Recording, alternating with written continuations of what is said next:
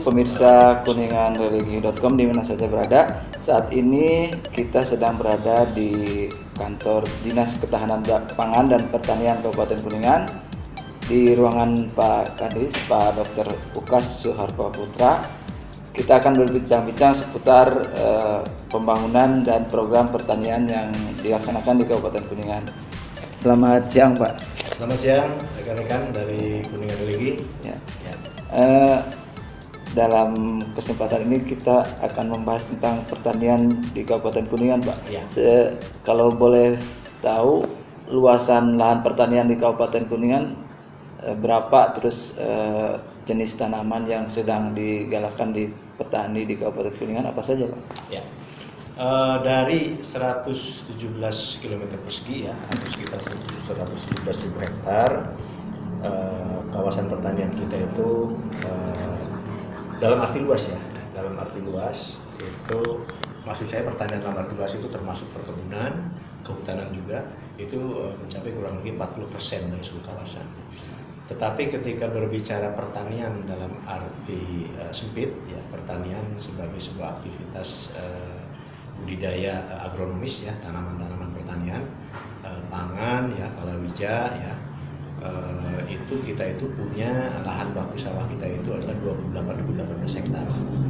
28.018 hektar itu terdiri dari 18.000 itu adalah irigasi teknis ya. Sisanya ya berarti sisanya sekitar 10 ribuan ya. 9.000 sampai 10.000 itu adalah berupa tanda hujan. Nah, dari 28.000 itu kalau dilihat dari kategori indeks tanam atau istilahnya indeks pertanaman IP ya, artinya itu ukuran untuk melihat berapa kali tanam dalam setahun ya. Itu 11.000 itu IP-nya itu adalah 3, berarti dia dalam setahun ditanam 3 kali ya, padi ya, padi. Kemudian sisanya ya itu adalah sekitar 11.000 yaitu 2 kali, sisanya 6 ribuan itu adalah 1 kali. Artinya yang 1 kali ini berarti dia lahan kering atau hujan dari setahun sekali, mungkin huma dan lain sebagainya. Itu bicara lahan baku sawah. Tapi kalau bicara pertanian lahan kering, di situ ada tegalan, kebun rakyat, kemudian ada huma.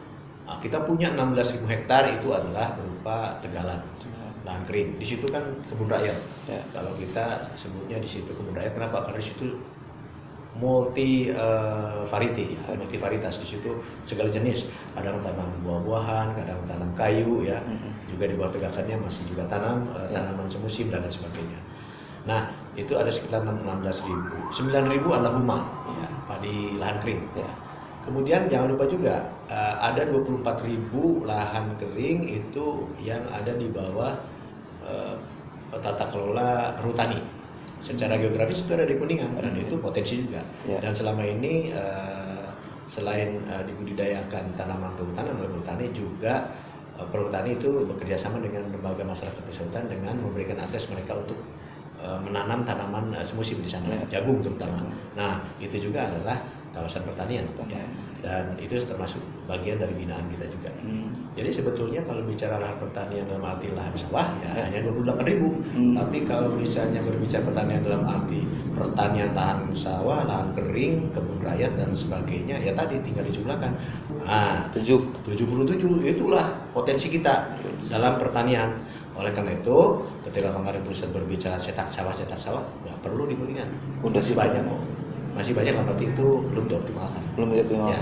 Berarti ada sekitar 77.000 hektar lahan pertanian di Kuningan. Ya. Itu untuk kebutuhan pokok Pak, kayak padi itu berapa persen dari situ Pak? Ya, padi itu yang di 28.000 itu. Itu lahan baku sawah itu padi.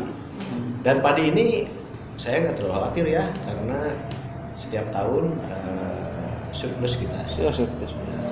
Rata-rata sekitar 60 sampai 65.000 ton. Makanya kita juga ekspor ke regional. Pada saat beras-beras kita itu kan keluar, ada yang ke Jakarta, kemana gitu. Daya dukung dari Dinas Pertanian sendiri tentang benih atau pupuk bagaimana Pak terhadap para petani? Nah, tentu tugas kita ya, urusan pertanian ini kan menjadi salah satu tugas kita, dan itu urusan wajib.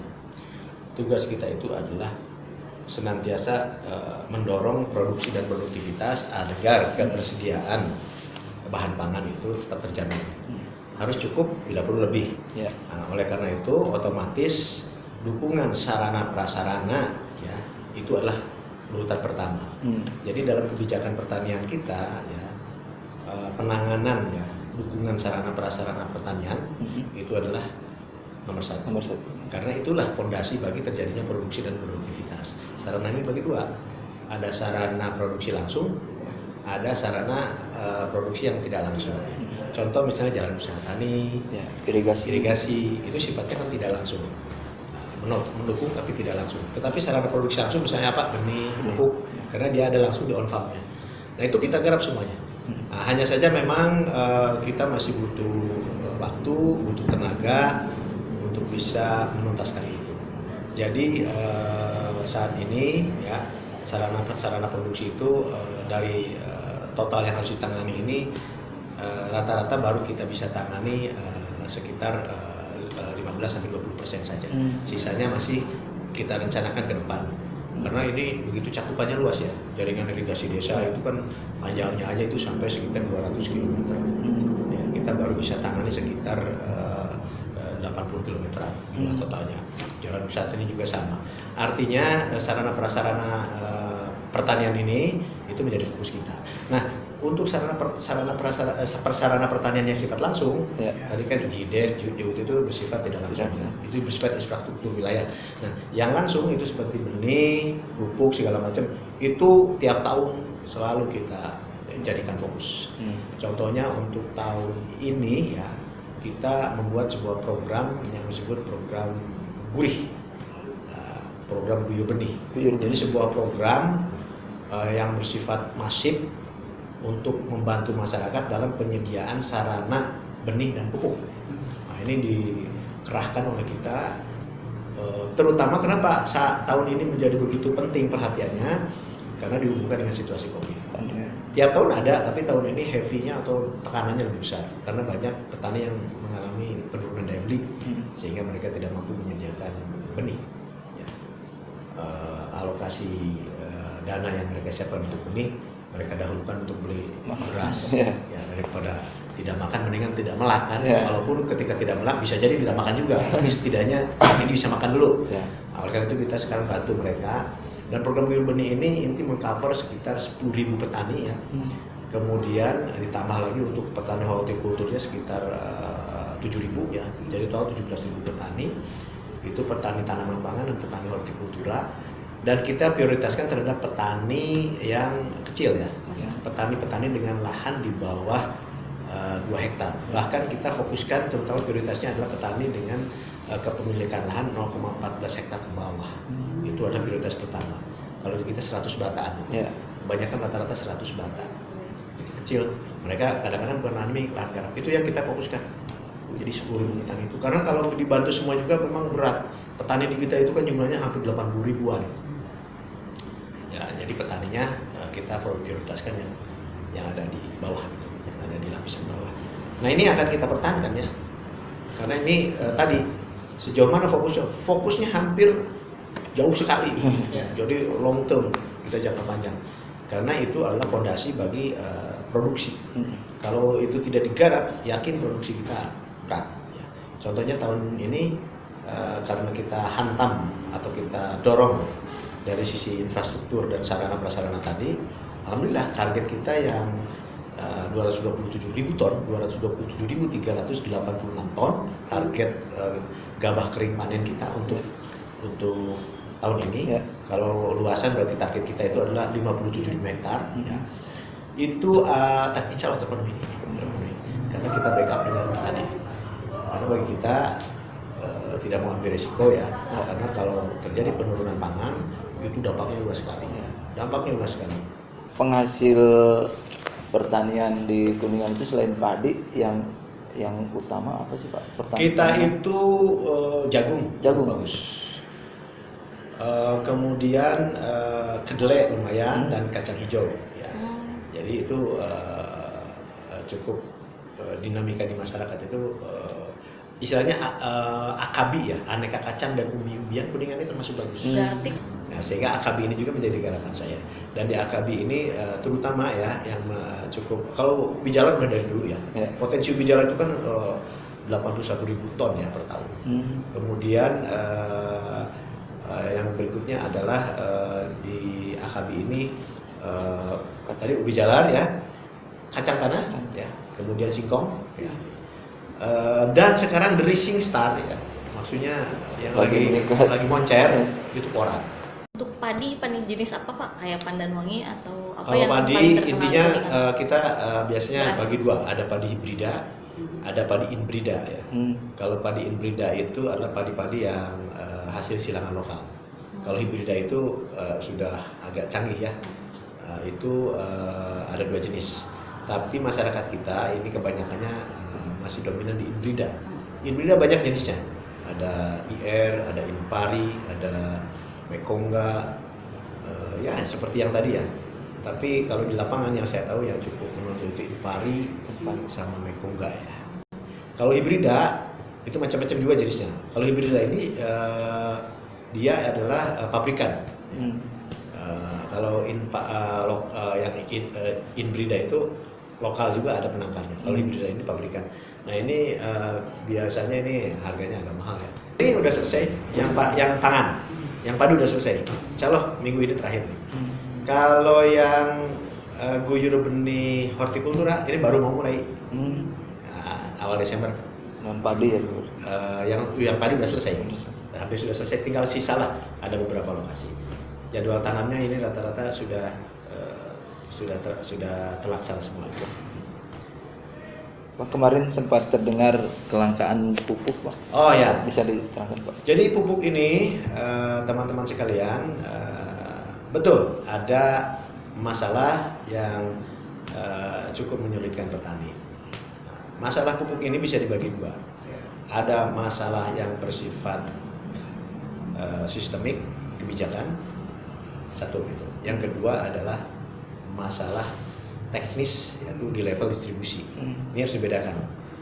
Kalau masalah sistemik kebijakan itu penyelesaiannya itu ada di pemerintah pusat. Kalau masalah teknis distribusi penyelesaiannya ada di kami di sini. Nah, kita pisahkan dulu ya. Nah, penyelesaian policy atau yang bersifat sistemik tadi itu adalah persoalan atau permasalahan dipotongnya alokasi pupuk subsidi hampir sekitar 1 juta ton oleh pemerintah pusat. Jadi tahun 2019 itu kan 8,8 juta ton. Tahun 2020 ini hanya dapat 7,1 juta ton. Otomatis pasti kurang. Karena yang tahun 8,8 itu mencerminkan kebutuhan masyarakat waktu itu kan. Tiba-tiba jadi 7,1. Pasti tekor ya. Dan kekurangan ini bersifat masif. Bukan di Kuningan saja, semua.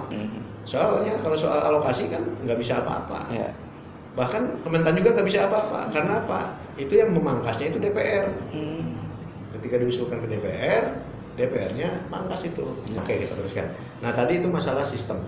Yang kedua adalah masalah teknis. Nah inovasi kita itu di situ. Karena masalah teknis ini asal kita punya kreativitas, punya kejelian membaca akar masalahnya, yakin bisa diselesaikan. Walaupun harus garisbawahi penyelesaiannya bukan di dinas pertanian semata, tapi penyelesaiannya itu harus multi stakeholder. Di sini antara pengecer, distributor, dan perusahaan pupuk, ya itu harus menyatu. Nah, permasalahan teknis ini apa? Satu, permasalahan teknis yang pertama adalah yang berkaitan dengan alokasi antar kecamatan, alokasi antar kecamatan, antar desa yang tidak merata, diakibatkan ya input RDKK tahun kemarin itu tidak maksimal.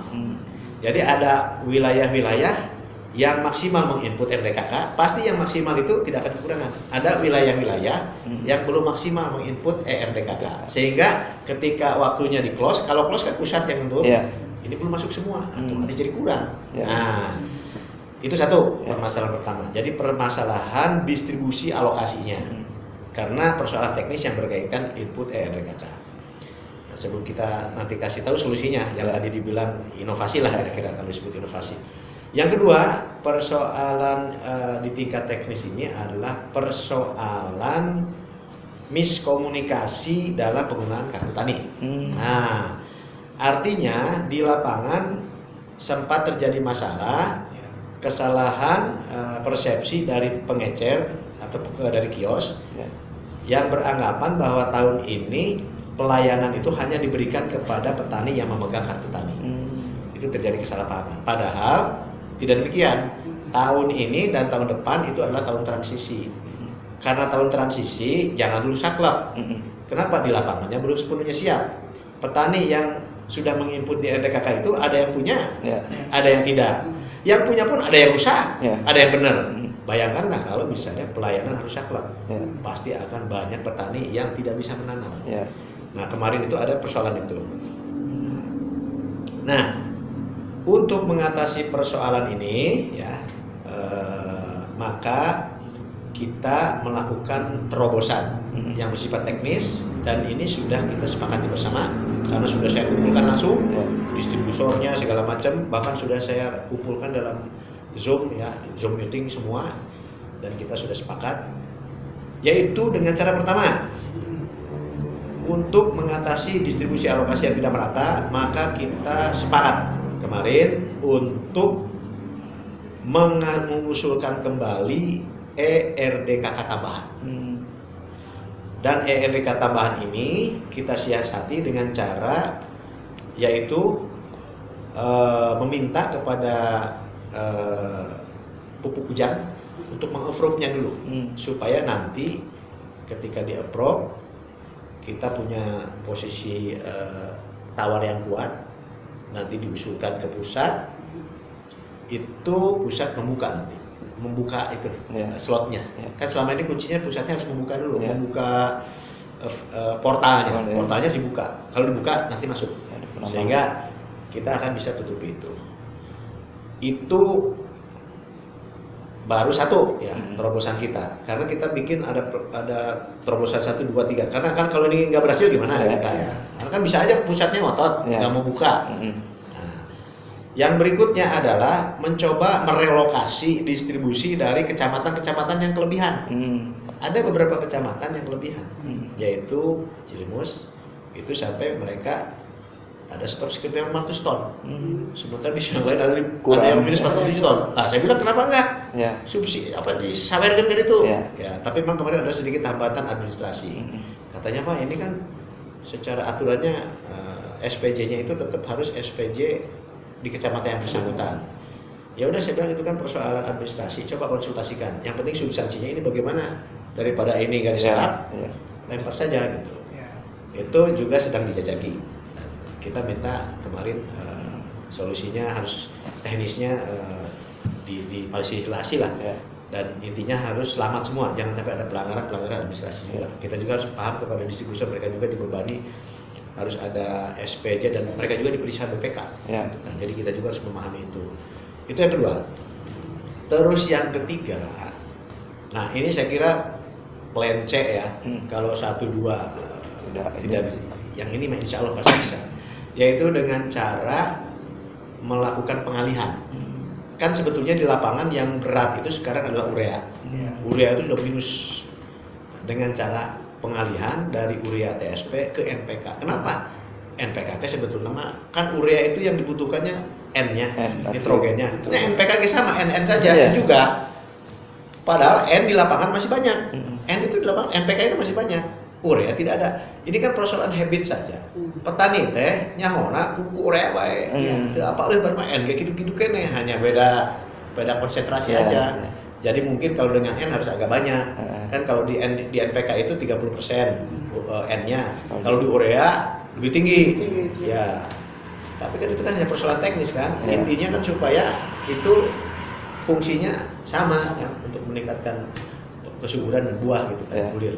Nah, jadi ini mah kayaknya bentuknya rekayasa edukasi. Jadi kita melakukan edukasi ke masyarakat, merubah mindset mereka. Nah, caranya apa? Kemarin saya sudah buat surat edaran kepada PTND, BPP agar memberikan sosialisasi. Saat ini tidak pada tempatnya untuk ngomong soal kekurangan alokasi karena apa? Nggak bisa kumaha gitu kan pusat. Saat ini adalah kita menyesuaikan diri. Jadi kalau kita di tengah laut ada badai, jangan mikir atau ngomong merubah arah angin. Mual bisa, tapi ngatur layar. Layar makan bisa kita atur. Nah sama, jangan ngomongin alokasi, nggak mungkin itu mah. Itu sama sekarang mau merubah badai, saya bilang bisa badai, ini badai terima aja. Tapi bagaimana kita layar kita supaya tidak tenggelam? Ya caranya adalah layar kita itu adalah pola penggunaan pupuknya dirubah. Jangan urea minded, tapi yang penting dia terpenuhi. Makanya NPK ini kemarin sudah sepakati. Jadi nanti kalau kesini, insya Allah bakal tercukupi. Paling tidak kalaupun tidak 100% tercukupi, 50%-nya terbantu. Petani masih bisa nanam. Yang kedua, yang masih juga solusi ya, yaitu masih sebagian dari solusi ini, solusi merubah mindset. Jadi sub dari yang ketiga ini, yaitu meminta mereka merubah kebiasaan menjadi pola yang mengikuti dosis anjuran. Dosis kebiasaan itu kan kadang-kadang untuk 100 bata itu bisa sampai 1 kintal. Itu kebanyakan. Sebetulnya nggak segitu, cukup 70 kilogram itu cukup untuk 100 bata. Ya, menurut pandangan teman-teman teknis. Tapi petani di baheulana sudah dibiasakan royal urea. Padahal kan dengan 100 kilo pasti lebih boros kan. Kalau 2.500 kan ada kelebihan 30 kilo kan lumayan. Nah itu saya kira mudah-mudahan mungkin ini agak berjalan juga di lapangan sehingga di kita kan tidak terlalu ini. Nah, untuk kartu tani juga udah clear lah. Saya bilang kartu tani pokoknya kalau ada yang merasa tidak layani lapor ke saya. Saya kira nanti kalau sudah dikasih tahu ngeyel baik ya saya bisa minta supaya dicabut aja itunya. Ya, pemirsa, sekian dulu perbincangan kita dengan Pak Kepala Dinas Ketahanan Pangan dan Pertanian Kabupaten Kuningan, Pak Dr. Edas. Jangan lupa jika Anda memiliki pertanyaan seputar pertanian, silahkan berkunjung ke Dinas Ketahanan Pangan dan Pertanian ini di Jalan Raya Cigadung. Juga kepada pemirsa Kuningan Religi yang mau berkomentar silahkan di bawah dan jangan lupa bagikan videonya dan share serta subscribe. Terima kasih dari Kantor Dinas Pertanian dan Ketahanan Pangan Kabupaten Kuningan. Nanang Subanas mengabarkan. Assalamualaikum warahmatullahi wabarakatuh. Salam.